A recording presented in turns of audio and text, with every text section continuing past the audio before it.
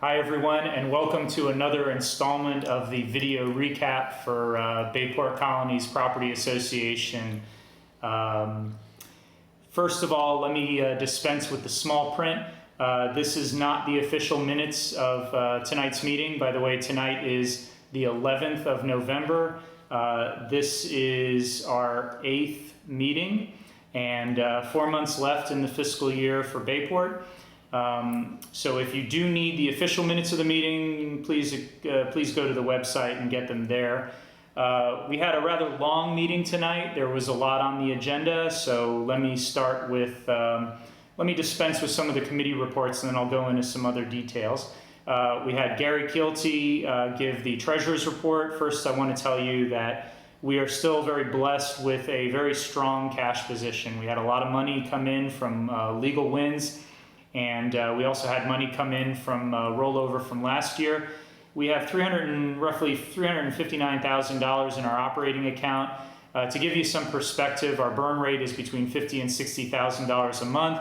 And that means that we are in a very strong position, possibly plus $120,000 going into the end of the year, above what we actually budget.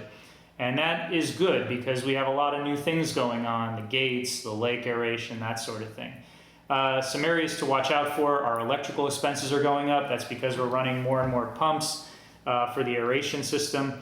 Our legal expenses are still rather high, but they are offset by a lot of our collections. We had Mike Bassard from Lake Doctors come in today.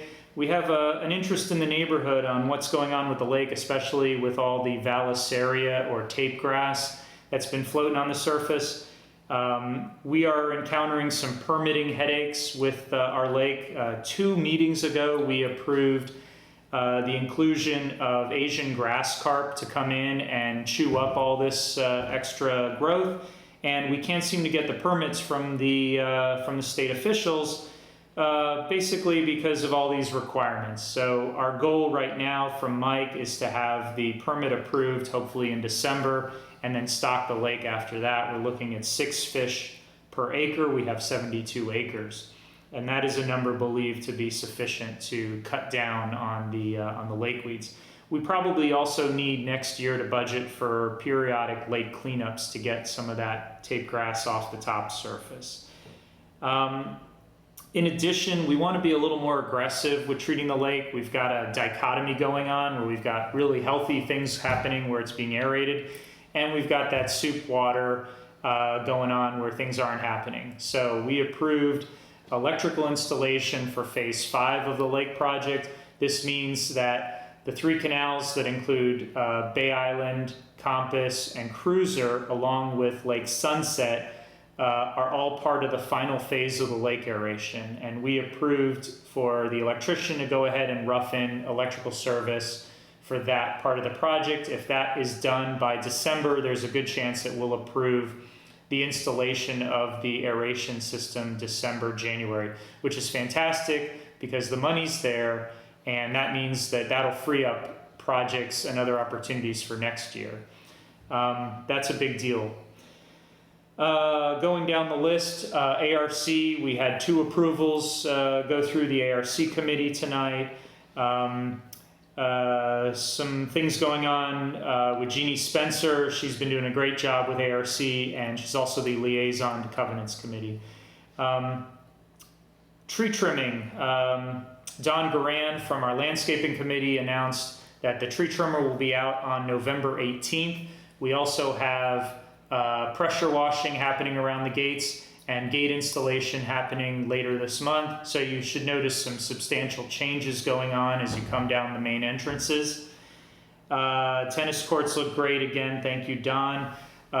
Some of our legal issues by Tamara Allman. 5812 Schooner Way, which has been a disaster for a long time, is going to auction in January, and 5812 Schooner has been taken by the bank. Let me give you some dates, fire these off very quickly. Our budget workshop is December 9th.